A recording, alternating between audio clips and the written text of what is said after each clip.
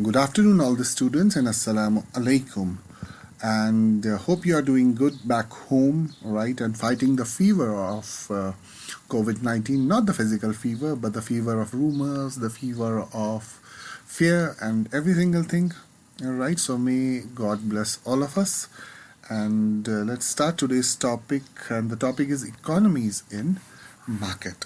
We already know what marketing is. Now let's put a small light on what a market is, right? Because what are we going to do? We are going to market things, right? Marketing is what? Marketing is making sure that the voice reaches out to masses. But we have to understand that unless we understand, like let's see Kashmir today, everyone is going for coaching centers, right? Everyone is launching coaching centers. What they have understood is the demand of the market. So people know that Kashmir is a hub of coaching centers now. So they have understood that this is the perfect market that we can invest and start business in, right? So coaching centers are having a goal at Kashmir, in Kashmir, and now we see the companies from outside like Akash and every single thing, and every single company is coming to Kashmir. I don't know why. I don't know why do people still send their children to coaching centers, right? For that, we'll have to see the placement rate of Kashmir. All right, we have to say the literacy rate of Kashmir. We have to say even after someone who passes NEET and other examinations or JE mains, even after they pass those examinations, are they getting employed? Are they really employable? All right, so Barhal, that the topic is going to be something different today. I'm not going to change the topic, but yeah, I will not deny the fact that Kashmir is a hub of coaching centers, and all those who are launching coaching centers in Kashmir, be it outside or inside Kashmir, have actually understood the market. That's what we are going to do.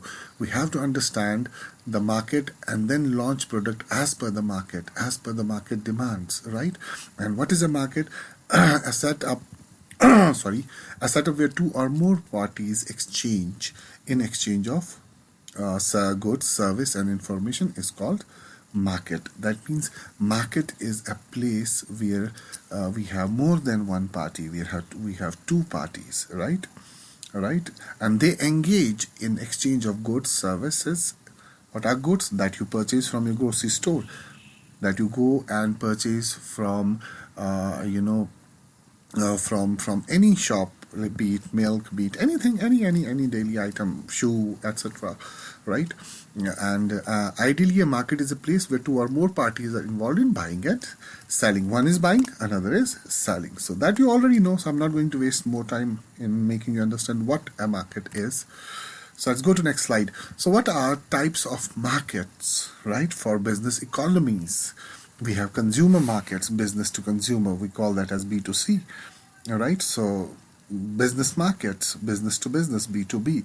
Government markets, business to government. So let me give you a very small example. Business to consumer market, where let's take an example of iPhone. iPhone has all three markets. iPhone sells or Apple sends mobile phone and laptops to government, right? On that rates, maybe the rates are quite lower there, because we all know when we go to those canteens, we buy very cheap items there. So there is a different market for them handling government, business to government. Or if you can see, Kashmir, Khyber has a different policy for government markets, right? All the military camps, sending milk to all the military camps and other companies, right? And consumer market is business to consumer, where business directly deals with consumer, like pick and choose, our grocery shops, or all those shops who basically earn their bread and butter from retailing. Retailing means directly selling to customer. And then we have business to business. We have, for example, medical equipments like ultrasound machines cannot be you cannot sell them directly to customer. No customer will have an ultrasound machine so that he keeps on scanning for any disease entire day. No, it's a B2B process. So right, so I hope you understand that. Let's not waste time. Okay, now the main topic for today is type of market economies. If you understand this, believe me, if you understand this is going to generate that amount of passion, that kick that is required for you to become an entrepreneur and start like a pro, right? And for that you require self-belief. You require to drop your idea of seeking jobs. You require to inculcate the ideas or that self-belief that you'll be an entrepreneur tomorrow, right? Even if you do not become, yet you will have enough self-confidence to raise yourself up to the mark that the company says, hi, hey, I'm going to hire you, right? Tell me what you want, or tell me the money you want to take. What salary will you work at? Okay, so get that self belief in you, right? So for that, the first step is going to be the type of market economies. The first market economy is perfect competition, right? So there are two economies only: imperfect competition and perfect competition. And monopoly, oligopoly, and monopolistic competition are the types of uh, you know imperfect competition, right? So there are two market economies only: one perfect competition and another is imperfect competition. Perfect competition has only perfect competition, whereas imperfect competition has monopoly, oligopoly, and monopolistic competition. Okay, shall we start? Okay, let's start. Let's put light on perfect competition. It's the classic theoretical definition of perfect competition where there are an infinite number of buyers and sellers. It is a market in which very large number of firms produce homogeneous goods and sell them at uniform price. Let's say, for example, if I enter sabzi market or vegetables, so for example, any sort of vegetable you want to buy, right? You go to a vegetable market and you find everyone selling homogeneous goods, right? And they sell it, at a uniform price. Why do they sell it at a uniform price? Okay, it's you. You will say, okay, I don't want to, if even if someone is selling 1 cent or 1 rupee more than other, you will say, I'll not buy with you, I'll buy with another. So it is basically a market where everyone is selling same goods and at a uniform price. The price is uniform and the goods are uniform as well. But because it is a market, people will go to each and every place. People will go, maybe if there are 10 shops, and or tell us, and you can see Lal Chowk, you have a line of mobile phone shops and selling the same goods, right? So they sell it at a uniform price. They cannot increase and decrease the price. Or maybe if you enter Fair Deal Complex, you will see all selling, that ready-made garments, right? Or suits and dress wear for females, right? And they try and differentiate to somehow. But yeah, if you enter a perfect market, let's say about someone is selling 1 liter of milk, if you go to another shop, he cannot say, no, the first shop is selling milk at 10 rupees, I'm selling it for 11 rupees because I have a better milk. No, right? So he cannot sell it. He cannot decide the price himself. He cannot distinguish or differentiate his product from another shop. So let's say about all are selling him. It's a homogeneous market, to be precise enough, right? So infinite number of buyers and sellers with so many market players, it is impossible for any participant to alter the prevailing price in the market. If they attempt to do so, buyers and sellers will have infinite alternatives, right? So if I alter the price, my customer will go to another shop, right? So that is the perfect competition. Nowadays everyone is trying to jump into perfect competition, कि फलानी बंदे ने फलानी चीज की. I have seen coaching centers working fine. Yes, I'm going to launch a coaching center. So he starts with a coaching center. Oh, do you know that falani business, petrol business, is doing magic these days? I'll do the same business. All right. So but a perfect marketer, or rather a perfect leader, will not enter perfect competition. Like Geo, he never entered. Basically, Geo entered perfect competition and created monopoly there, right? So we'll come to that later on. But yeah, you'll have to understand that if I have a restaurant and the restaurant is doing very well, that doesn't mean you also go with the restaurant. If I have a dairy farm and the farm is doing very well, my dairy farm is doing very well, you'll see my dairy farm is doing very well and you will try and enter the same business. No, that's not the idea, right? So everyone runs after each other. If I see anyone getting success in business, I'll say I'll do the same business, right? So basically you'll have to decide before you start what competition you are going to enter. Right? And perfect competition is not my cup of tea, so I don't recommend it. Let's go to competition, imperfect competition number 1, which is monopoly. Okay, perfect competition, not imperfect competition, free entry and exit of firms. The implication of free entry and exit is that no firm can earn above normal profit in the long run. In other words, each firm earns just normal profit, minimum profit, which is necessary to carry on the business. It's about perfect competition. Let's start with imperfect competition, monopoly, oligopoly, and monopolistic competition. Imperfect competition is a competitive market situation where there are many sellers, but they are selling heterogeneous goods, right? And opposed to the perfect competitive market scenario. So dissimilar goods. There are 4 types of imperfect markets: monopoly, oligopoly, and monopolistic competition. And now let's start with my favorite, monopoly. I'll give you the lecture about how to create monopolies. So all the options for creating a monopoly, right? But you cannot publish that I'm going to create monopoly. It's not allowed in India. Barhal, Airtel is still crying that Jio is creating monopoly and nobody is listening to them. Okay, monopoly, a pure monopoly, there is only one producer of a particular good or service. That means once you are doing monopoly, you are the only either producer of that good or exporter of that good or seller of that good, right? Right? And you do not even have a substitute. Like, for example, Favicol may have many substitutes, but I am the only one who deals in Favicol. You are going to come to me. And if you say, no, I have a substitute of Favicol, please name the substitute of Favicol in the comment section. I'll come to know. No, it does not have, right? So Favicol can do monopoly. They are the deciders of their price. They decide their price. They decide every single thing because they do not have any reasonable substitute. Okay? Okay, it's very different for a new firm to enter a monopoly market.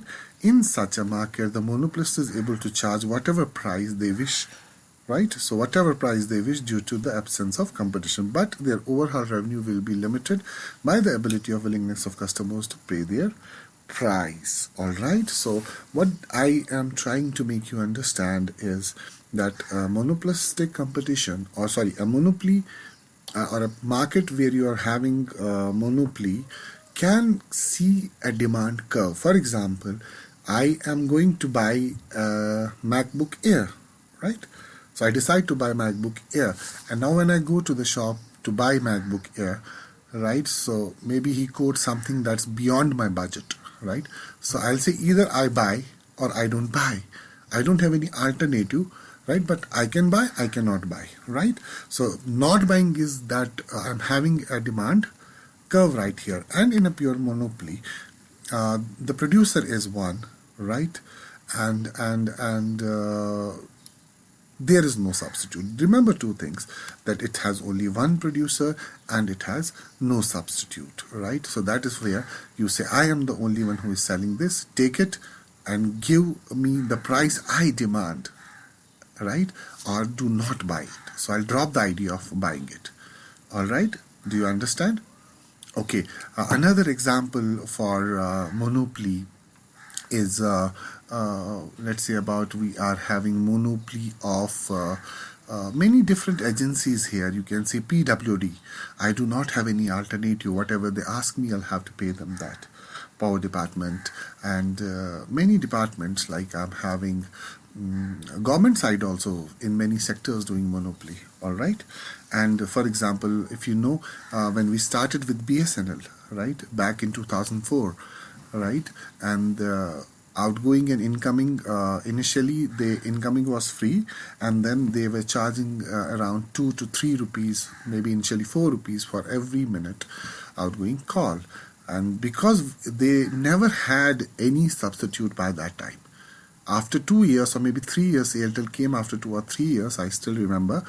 But at that time, what people used to do is buy a postpaid sell one BSNL SIM card and sell the same for 25,000 rupees, because I being a normal you can say businessman or a normal citizen of Kashmir, why I never had any alternative. I had to buy that or Do not buy anything at all. Do not have mobile phone. Have a mobile phone, get BSNL SIM, get a cell 1 SIM card, and pay 20,000 rupees in black, of course, or not to have anything. And even BSNL, they were doing monopoly. They were charging much for outgoing calls. And then what happened? Airtel came, Aircell came, and many companies, they started coming, and the price was dropped. The rates were reduced, right? The rent was reduced, because monopolistic competition first became an oligopoly, and then it became the monopolistic competition. Nowadays, before Geo came, it was a perfect competition. Now, I hope you understood monopoly in a very well manner. Monopoly, no substitute, and you're the only one who sells or produces that particular good. And what are the main features of monopoly? Monopoly has a single seller, absence of close substitute, difficult entry for, yes, it's very difficult. It's very difficult. For example, you being a startup tomorrow, say I'm going to create monopoly in the market, very difficult. Yes, it's negatively sloped demand curve. Demand curve, I cannot buy it or I can buy it. I can afford it or I cannot afford it. I can have a demand curve because I may not have any alternative. So I may buy or purchase it from you or not purchase at all. Price discrimination is always there, right? So you are the decider of price. All right, so let's start with, give me a minute before we get started with oligopoly, please. All right, guys. So I hope you understood monopoly, all right? And it requires good amount of brainstorming before you start thinking about monopoly, right? So I'll give you the idea about monopoly in the concurrent classes, maybe in the next class, maybe how to create monopoly, right? So let's move to oligopoly. Okay, it's basically similar to monopoly, but there's a difference, right? So rather than having only one producer, we are having multiple producers of goods, right? Not multiple, let's say a handful of producers. All right, and then I have given you an example. Selvan in JNK started as monopolist, and then Airtel and ASL entered and made the market as oligopolistic market, and now it's a pure perfect market, or we can say perfect competition, right? So rather than having only one producer of goods or services, there are a handful of producers. Let's say, but it's not only about goods. So far, we've only talked about goods. Let's talk about services. All right, oligopoly, we know that we have many life insurance companies or bike insurance, car insurance companies, right? And everyone is having different policies, different offerings for you.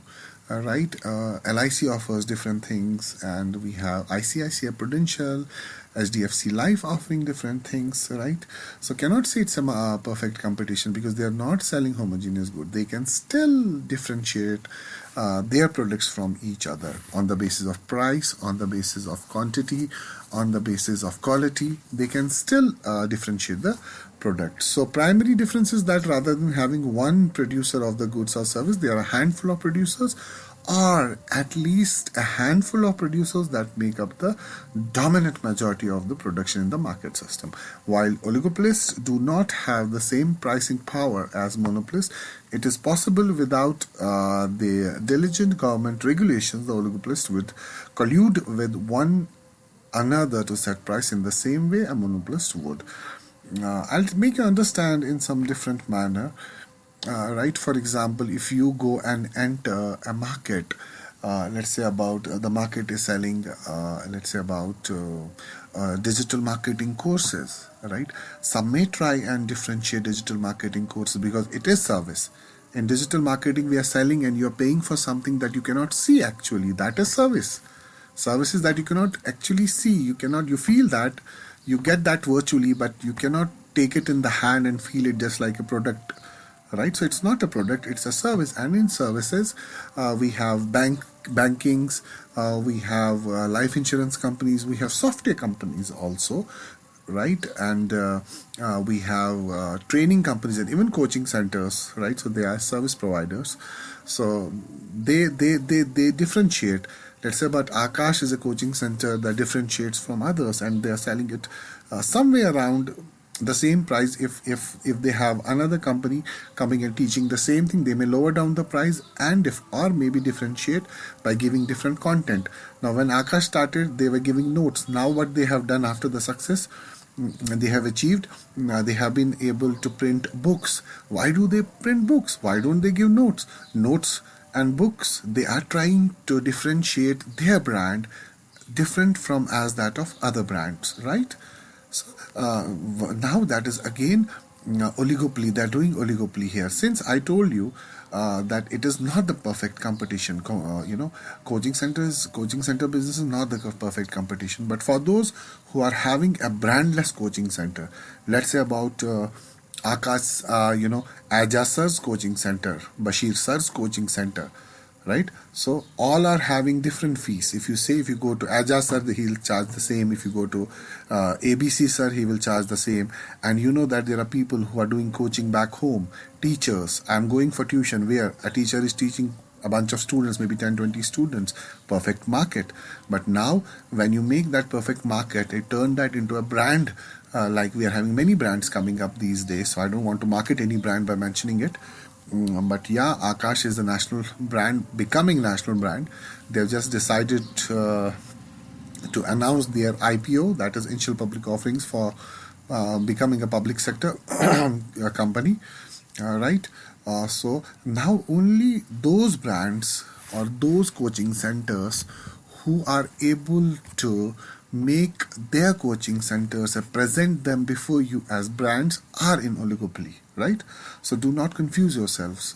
You'll say, sir, you're telling us that coaching and coaching centers are in a perfect market. Yes, of course they are in a perfect market, but all those brands, they're not. They are in oligopoly, because oligopoly is where you can differentiate, right? And there are not lots and lots of companies. If you say, how many brands do you remember? Think and tell me, how many brands you remember of coaching centers? Maybe two, maybe three, maybe more than three, but not lots and lots of them, right? But those who are teaching back home are basically, they are in a perfect competition, right?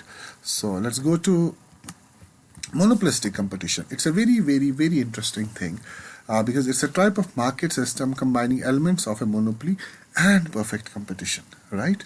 So there are numerous competitors in the market. The difference is that each competitor is sufficiently differentiated from others. Let's say how many actors and actresses we have, because film industry is a business, and we are having many actors and many actresses, many companies and many filmmaking companies, many producers, many directors, right? You can see that at times a director goes up and another director goes down, right? At times, you can see actors going up and down, right? And differentiating because of their acting. And singers, they differentiate their rates because of their singing abilities, because of their success. So that is basically a monopolistic competition, right? So I'll give you an example. An example of monopolistic competition is the market of music, where there are many artists. Each artist is different and is not perfectly substitute with any other. Let's say about Jagjit Singh, he was a singer. Ghulam Ali is a ghazal singer. So some may listen to Ghulam Ali and some may listen to Jagjit Singh, and some may listen to Mehdi Hassan, some may listen to ABC singers. So each and everyone is differentiating himself by having a different voice texture, by having a different way of singing. Now Arijit Singh is coming, he is singing romantic songs. He may not be able to sing rap, right? He may not be able to sing some other Western style songs, right? And that is where a monopolistic competition lies. Fine, let's carry on. Okay, define perfect competition. A perfect competition is a market with large number of buyers and sellers selling homogeneous products at the same price. Now, always remember, at the same price. Monopoly is a market situation dominated by a single seller who has full control over the price. That means you are the only one, you do not have a substitute, and you are... Okay, now my dogs are having cardiac arrest back in the backyard, so ignore them. Define monopolistic competition. It refers to a market situation in which many buyers and sellers selling differentiated products and having partial control over the price. Like example of actors, actresses, and singers. Okay, let's carry on. Okay, the question for you. I'm asking this question. In which form of the market structure would price be the key factor when competing? I repeat. in which form I basically have this question and answer session just to make you not only ready for the examinations but for the interviews as well. So question and answer session will make you ready for both the things, interviews and examinations, and please take it seriously and answer. I'm giving you 10 seconds to think. In which form of the market structure would price be the key factor when competing? What is your answer? Monopoly? It cannot be. No. Right? There will be no competition for the firm here. Right? What I have written here, in which form of the market structure would price be the key factor when competing. So there is no competition in monopoly. You are the only one. You don't have a substitute. You are the rate decider. Right? So is your answer oligopoly? No. Few firms in the industry can also compete in non-price competition. Right? So in oligopoly, price is not the only key factor. You can differentiate by quantity, by quality, by brand name. Okay. Is it monopolistic competition? Absolutely no. Firms can also compete through product differentiation, right? So not price is not the only thing that you take for differentiation. All right, it's not the key factor while competing here. The key factor can be the voice texture, the quality of the actor, the acting of the actor, right? And perfect competition is the answer. Yes, all the products appear all products appear the same way, which means price becomes a crucial factor in competition. In perfect competition, there are many firms selling homogeneous products. Okay, fine. Let's carry on with question number 2. Which of the following is not a feature of monopolistic competition? Numerous sellers, product differentiation, numerous buyers, and homogeneous products. Please tell me. A, no, this is a feature. Yes, because the question is which is not a feature. Right? A is a feature. You can read why A is a feature. B, no, it's also a feature. Right? Monopolistic competition has numerous sellers. They differentiate, right? Do they have numerous buyers? Right? No, that's not the answer because they have numerous buyers. I repeat, don't get confused because in examinations you'll be confused by having nots and buts. So take them. Okay. Now this is also a feature because there are numerous buyers, and the answer is D. Right? This is not a feature. Products are assumed to be differentiated, although the firms are competing against each other in monopolistic competition. There is sufficient differentiation so as to view each firm as almost a monopoly for the product. Now, if you go back to perfect competition, selling, homogeneous goods. So that's why the answer here is homogeneous goods, right? Because it is basically a feature of perfect market. Which of the following is the least competitive market structure? Least competitive. Perfect market is high competition, right? It's most competitive. B, monopolistic competition is fairly competitive. Competition is there. Oligopoly is also, right? Because few firms are dominating. And yeah, we know that the answer is D. Okay. It is the least competitive or zero competitive, you can say. Which of the following is the most competitive market structure? We already answered it. Okay, name an industry with significant barriers to entry and a single supplier. Now, what is barriers to entry? If you want to create a monopoly, how do you create monopoly? Just by creating entry barriers. When you create entry barriers mean no one is going to enter your sector of the business. You're creating an entry barrier for them, right?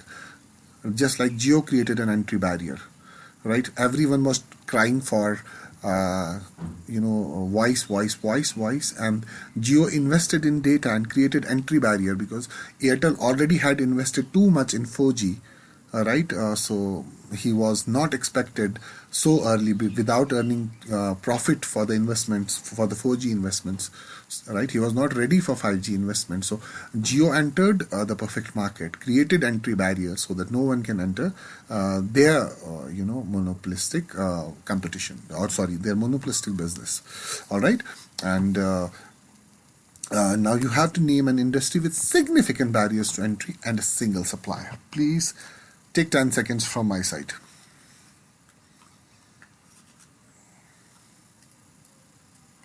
9 and 10. Is it perfect competition? Right, the answer is monopoly. And I just answered your question earlier. Okay. Name a highly concentrated market with just few independent firms. You already know the answer. I know. I'll not give you 10 seconds, but 5 seconds for this one.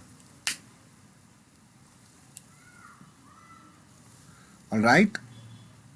Yes, the answer is oligopoly, because there are few interdependent firms. Okay. Name a highly competitive market with slightly differentiated products. They slightly differentiate rates by product differentiation. Perfect competition cannot be there. We know that. Monopoly cannot be there. So there's basically no differentiation. You are the single one to decide. So you have to choose between B and C. Come on, 3 seconds. 1, 2, 3. Here you go. Monopolistic competition, because you slightly differentiate products, right? And what is the answer for oligopoly?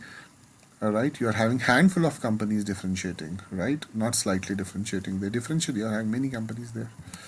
Okay, name a highly competitive market where firms are price takers.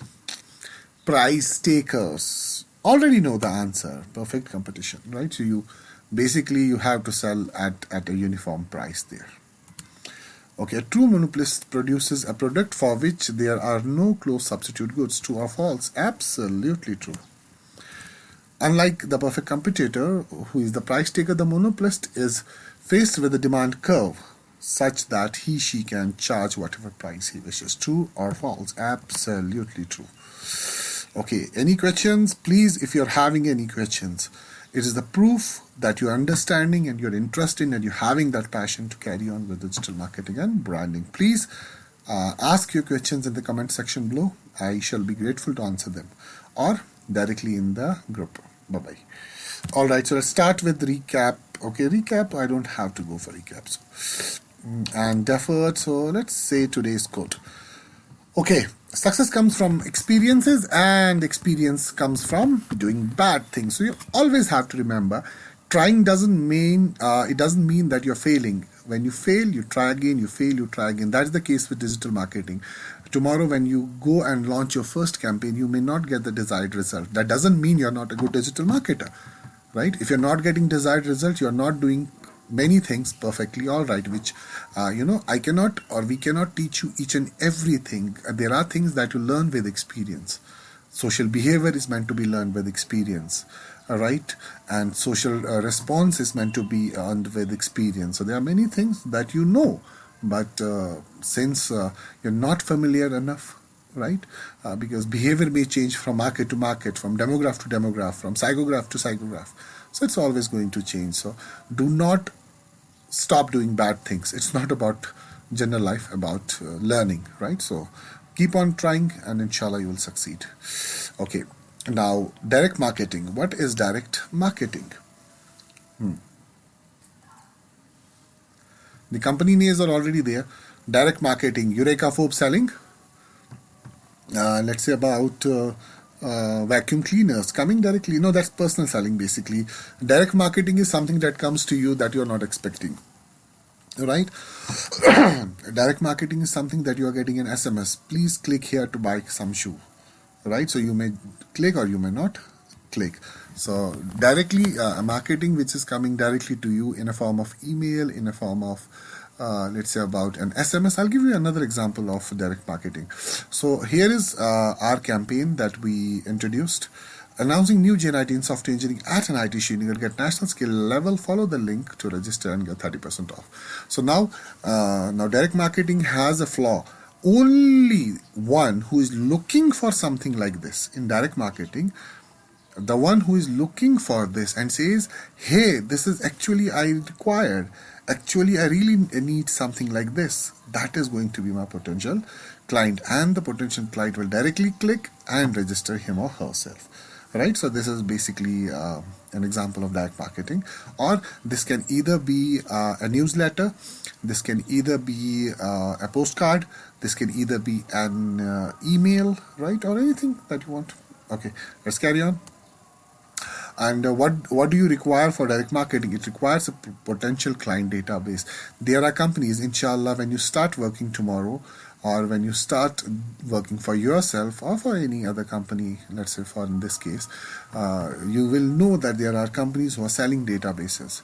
All the coaching centers, they go and search for the student databases so that they can call outbound calls and send messages and try and persuade them, right? Just like you may say, each and every one of you, right, in the past or now also might be getting calls from insurance companies, that we're calling from insurance companies, right? Do you have that insurance? And they call 1,000 and they are able to convert 100.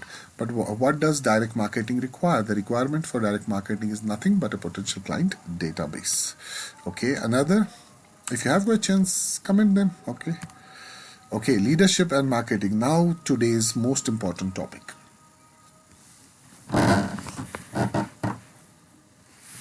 What is the difference between marketers and leaders? What marketers do and what leaders do, right? Do you want to be a leader or you want to be a marketer? And believe me, right, and stop doing anything else that you are doing at this moment in time, because you'll have to spend all the energy in understanding next 10 to 15 minutes, right? And for that, there are two case studies, and these are case studies that are shown in every university, in every law college, be it IIM, be it any institution, Cambridge, Oxford, right? Because both the case studies are very interesting and they have caught attention of all the marketers, including Philip Kotler. He has also written articles regarding this Pulse Polio Drop campaign, and this has also written. There are a few big books written, regarding Oligopoly's WHO polio campaign and Cadbury's dairy milk campaign. Now, what leaders do? They don't only market. They don't only sell. They don't only tell people that I am having something. Would you like to buy it? No. Marketers understand the consumer behavior, right? And consumer behavior is basically something that is behind the success of companies. I told you in the previous lecture that look at how CEO of PepsiCo, focused on the design pattern. She used to go to every single Walmart store and she used to see whether the customer is touching the new design of Pepsi can.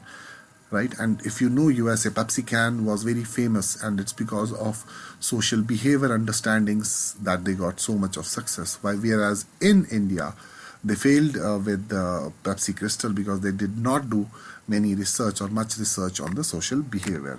And since in our digital marketing course, we have social media marketing, and there are many platforms of social media marketing. YouTube is there, Facebook is there, Twitter is there, LinkedIn is there, Instagram is there.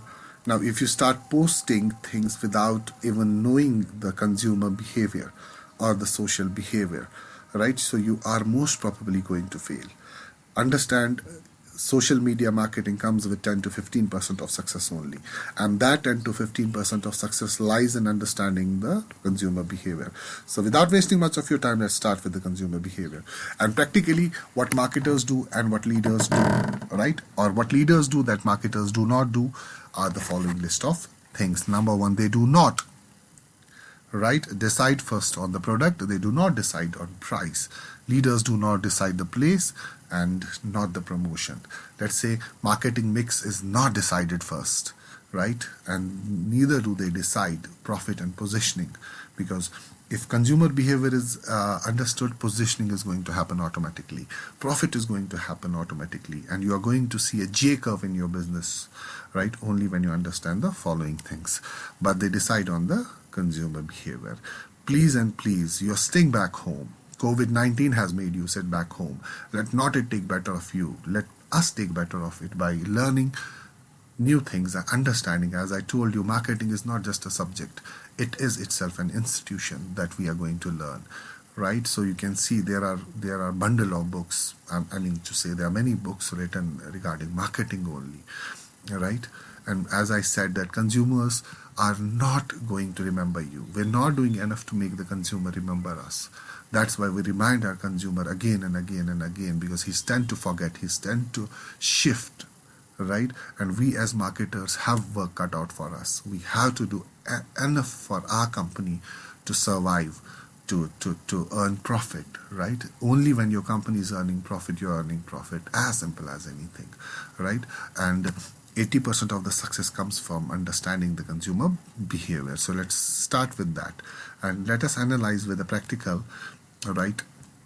And see, this first case study is consumer behavior case study of Cadbury's Dairy Milk. Cadbury's Dairy Milk came in year 1988, and they saturated the market within no time, right? And because the market of dairy milk quickly took 78% of children and 22 others. And now what their marketing strategy was, they were showing advertisement, and they were marketing for kids only, because they initially thought dairy milk would not be purchased by any ordinary person or anyone other than children. So their focus was only children, right? And you can see the children, the market of children, 78%, very good. But what do?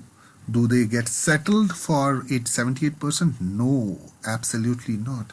Because the moment you get settled for less than you deserve, you get even lesser than what you are settled for. You have to look for the remaining 22%, right?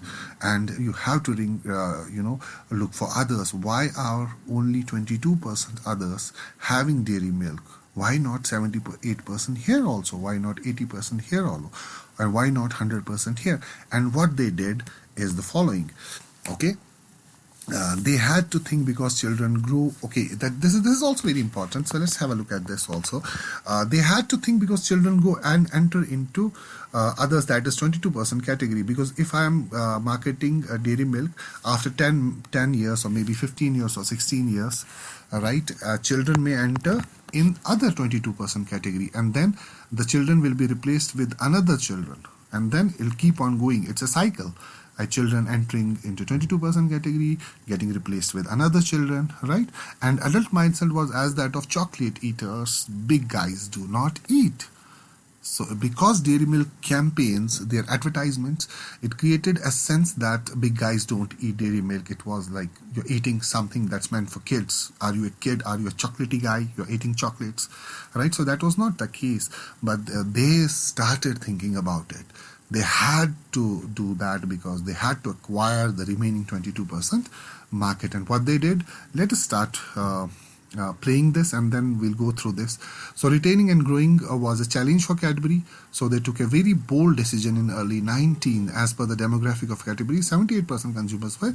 So they took children away from the advertisement just to gain the remaining 22%, because they wanted to address new consumers buying behavior. So they launched a new campaign. Kya swad hai? Let's see.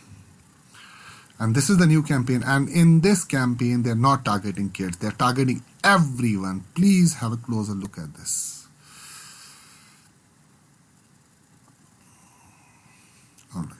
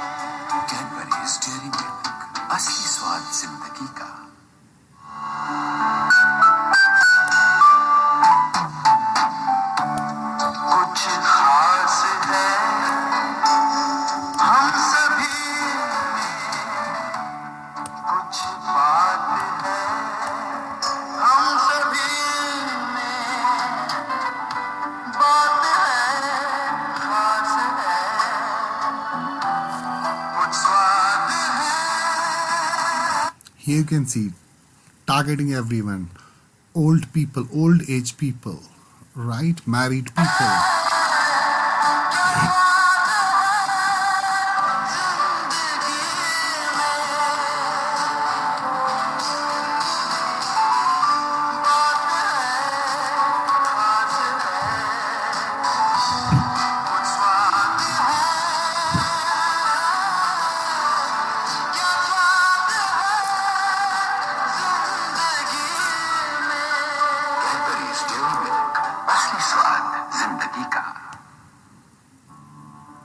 And now you can see different demographics being targeted, right? And here you can see Cadbury's Dairy Milk is showing desperation here. You can see the amount of desperation this girl shows in eating dairy milk, of course.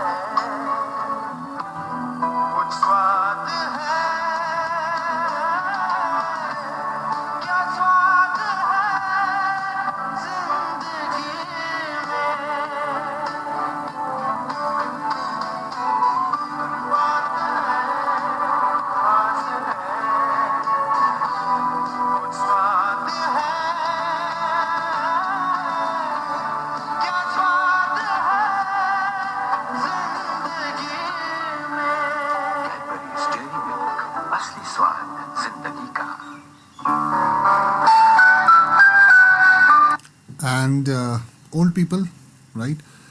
So giving and showing them the belief they can yet be athletes by taking dairy milk, right? So targeting them.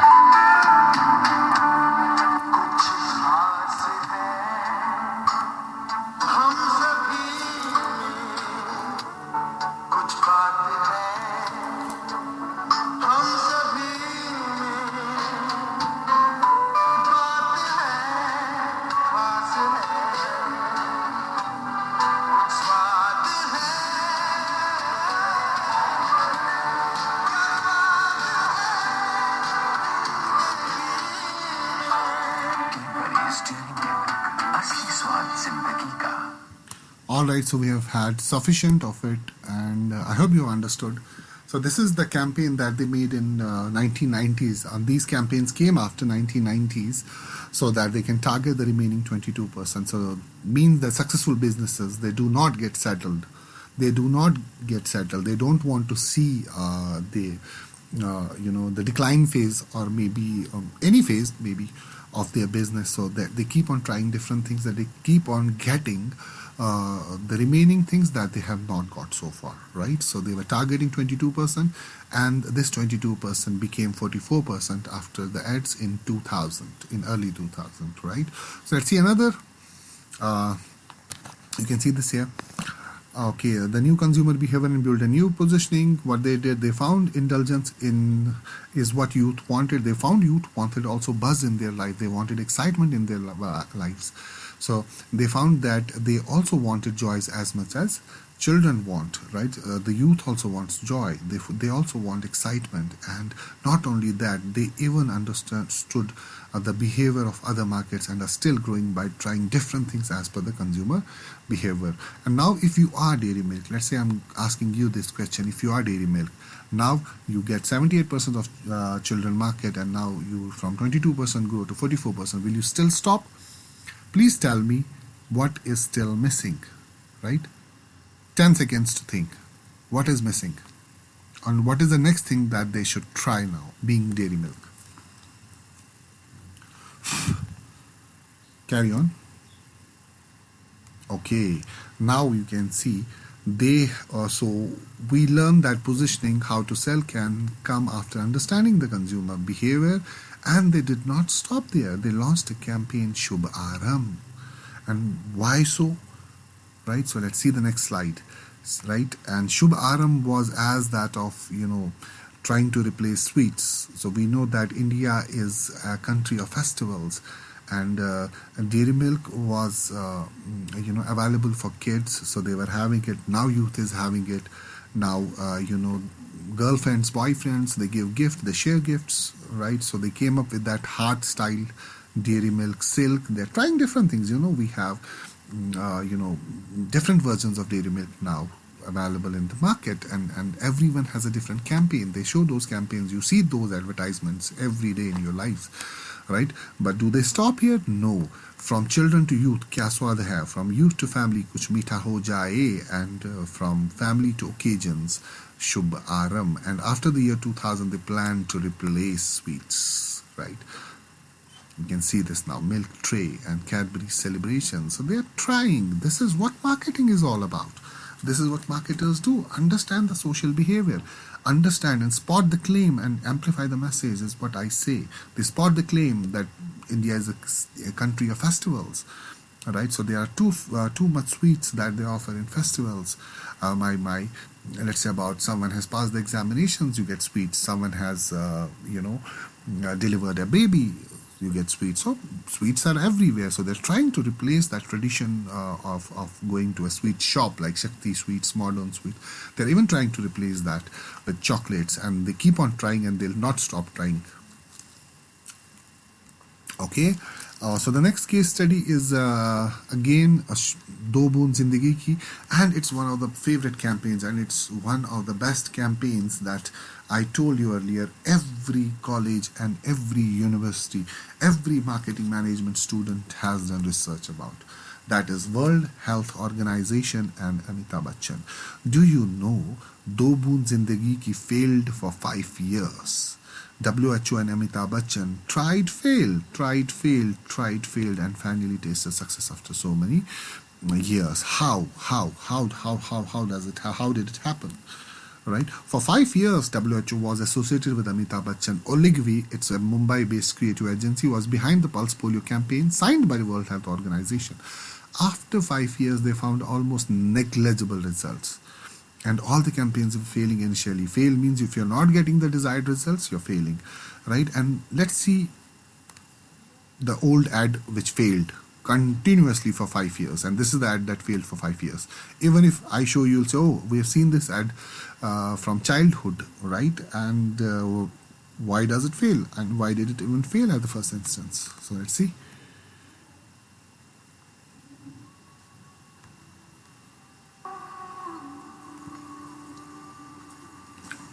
पालने में नन्हा जब सोता है तब हाथों को दर्द कहाँ होता है।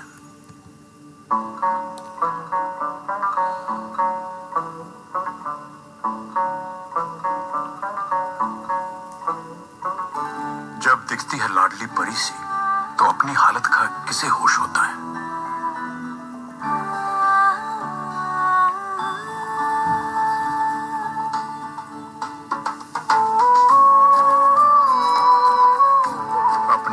सपना भुला दिया ताकि उसका सपना हो सके पूरा। और पोलियो की खुराक पूरी नहीं ली तो उनके लिए जो किया सब अधूरा। इसलिए हर हाल में पिलाइए पूरी खुराक, तब होगी पोलियो से सुरक्षा पूरी। जन्म से लेकर 5 साल तक 2 बूंद जिंदगी की, हर बच्चा हर बार। अपने 5 साल तक के हर बच्चे को पोलियो की दवा अवश्य पिलाएं। And this is something that regularly failed for 5 years.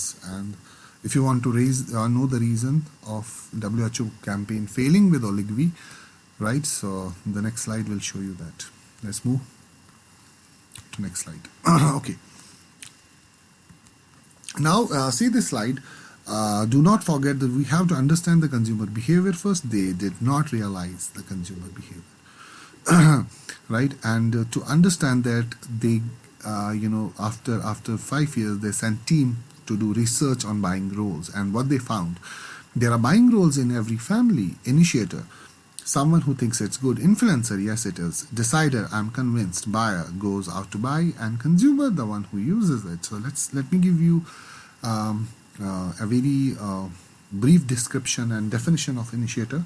Initiator is you. For example, you have that old color television back home and you say, you think that now we need to replace that old television with a new LED screen or a new LED television, right? So you are sitting in front of your father and you say, hey father, hey dada, I require, let's say, why don't we get a new LED TV? The picture is so good, the quality is so good, it's HD, it's 4K, and it consumes very less power in comparison to the regular television, which has a picture tube. And now, if you have elder brother or any uncle sitting aside you, right, and if he's sitting with you and he says yes, it is right, that means you get an influencer, right? Initiator, I need or we need an LED television, an influencer. Yes, that's what we were looking for. You're right, we should get and buy a new one.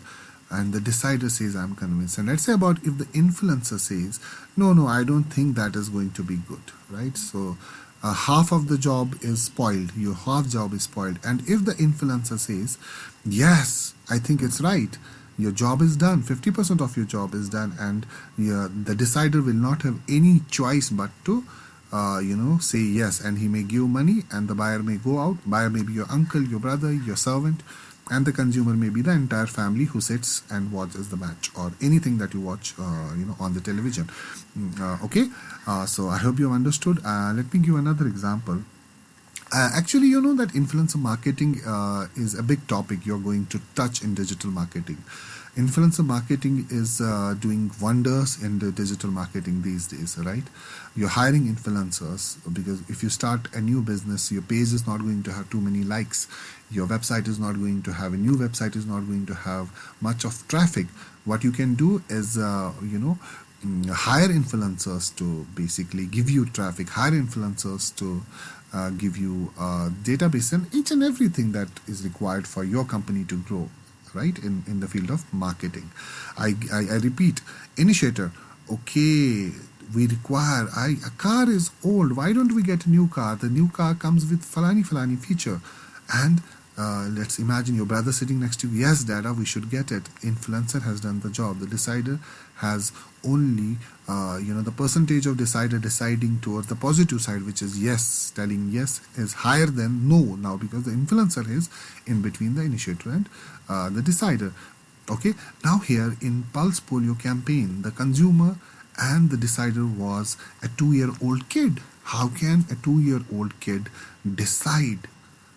Right, because he is the consumer and the decider is not, he's only the consumer and the decider is either the father or the mother, right? So they thought the decider is father and the mother, and they made that campaign Do Boon Zindagi Ki, and they were continuously showing that advertisement on national television, DD1 and DD2. It kept on repeating for 5 years and they were not getting success. About 10 to 15% of, that urban women will never go to a dispensary or hospital for pulse polio. They have their private doctors who do these things. They were targeting rural women, and only 10 to 15% of rural population came up and used pulse polio campaign because they have data, and the data was showing only 15 to 20% increment, right? So for 5 years, the 20% was not increased. They kept on showing ads again and again, and it remained consistently 20%, right? 15 to 20% to be more precise. And then they sent team. They said, no, we need to do research, and for this campaign we have books written for WHO campaigns, and they sent the team. And team came up with something that was pretty unusual. No one would have ever thought the team will research and submit the research paper in a following way. And what they found, number one, after 5 years, they found that different village, the consumer of pulse polio was a 2-year-old baby, not a decider. Mother being the decider was of 20 to 30 years of age only. Mother and father-in-law age 50 to 65 being the influencer and decider. And in village, the decider is not the father but the dada and the dadi, or grandmother and grandfather. And they found that influencer and decider is not the mother but the grandfather and the grandmother of the child, which is the father-in-law of the mother. Right? So once they found it and they researched and they found that Amitabh Bachchan and his team has not worked enough for the influencer and decider. They said that influencer and decider are not being targeted. Amitabh Bachchan's ad is targeting mother, not the influencer and the decider. Research results, the image of Amitabh Bachchan in front of elderly people was not as that of someone who would come up and request on television. Both in-laws, the grandfather and the grandmother of the child or the kid, back in 17 had known Amitabh Bachchan as an angry young man. Right? So the positioning of Amitabh Bachchan in front of the in-laws was angry young man, which would not come on television and hold his hands and request. No, that was not the image of Amitabh Bachchan. Amitabh Bachchan's image in front of in-laws was as that of angry man. Hi. Right? So that was the image of Amitabh Bachchan. So they understood the consumer psychographic and demographic, and they came up with this.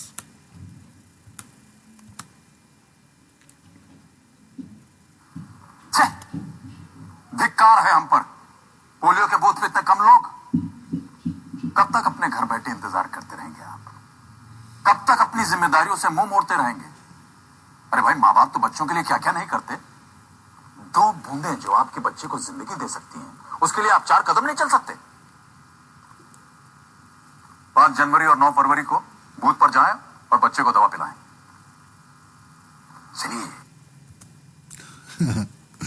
And people like we, marketers like we, and businessmen like we have in India would never go to this extent and would never ever even think to this extent that the consumer is basically being controlled by influencer and decider, and even the temperature, the temperament, and your mood in advertisements is going to impact so much that the results are not going to get as expected. So what they did, they came up with this. They had previously Amitabh Bachchan requesting. Now Amitabh Bachchan is not requesting, Amitabh Bachchan is ordering, and it's very angry.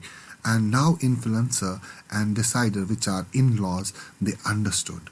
Let's see another advertisement for this. When the campaign started working, from 20 to 35, 35 to 36%, when the campaign started working, they manufactured another ad.